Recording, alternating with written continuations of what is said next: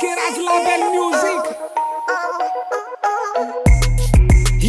Yeah, ifaliko ny anjara masoandro zay mbola tombonandroko efa tazako ny fombiazako ny azoko anazy tsy androko satria lehibe loatra ny tanjoko mipankahala lasa eko mipanakiana lasa tanjako misaotra ny avo tam'izay rehetrarehetra nataony afatrano androany izy mbola tena tsapako enta satria tsy mora ny adetrehako mandeha mafy le orenjehako eo izy andeherako ampahery fotoana mety ondrehako alean'izay rehetra lehako babe ny azo fijaliko sana velany eo anginy fa le ozy izy aretako aleo iadiko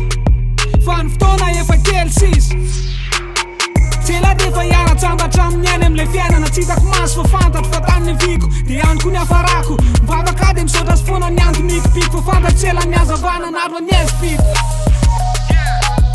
tsela ny azavana naro ny ezipito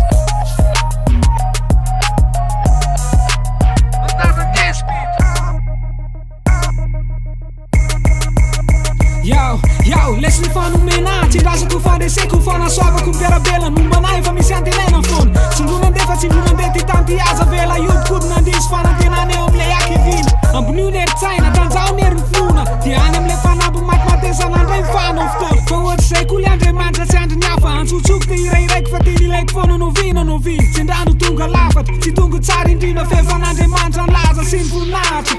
atsito miteny repo malala ny afatra finoana asa sezaka afitana zavatra topitantana ndao miazaka za tsy tafotoana tsy olafa sendra lavaka tsy tafotoana tsy olafa sendra lavaka tsy tafotoana tsy olafa sendra lavaka atao anatin'ny ty entsoentso ty mianaovako antsoantso mitsangana miarena fefalery zao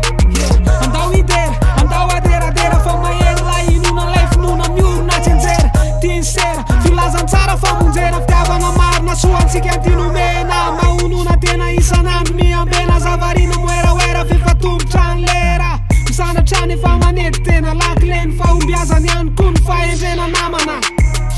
tany mafy nefa nanana mba tsisy arombaka an'le amboary feo an-tanana